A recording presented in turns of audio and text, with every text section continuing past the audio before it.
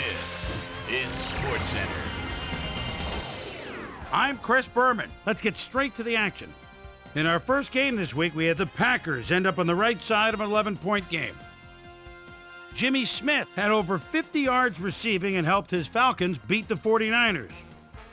In the mile-high city of Denver, we had the Broncos lose by a disappointing 16 points. Dwayne Rudd stepped it up this week and gave his team some added firepower for the win. Up in the HHH Metrodome, we had the Vikings lose by 11. The Redskins' defense came away with 4 turnovers in their win at Ralston, Maryland. The Patriots won at home but will take to the road next week to meet the Cardinals. In upstate New York, Buffalo, we had the Bills walk away with a 6-point victory. Derek Mason had over 50 yards receiving and helped his Lions beat the Bears. We had a big injury in this one, and Trey has the lowdown for us. Trey?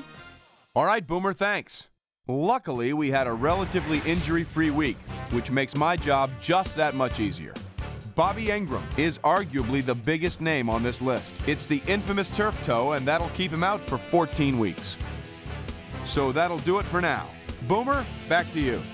Anquan Bolden stepped it up this week and gave his team some added firepower for the win.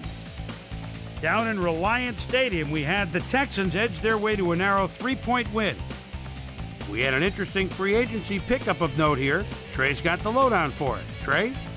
All right, Chris, let's switch gears and talk about players that'll have new homes in the National Football League, as free agency continues to play such a huge role in determining a team's makeup.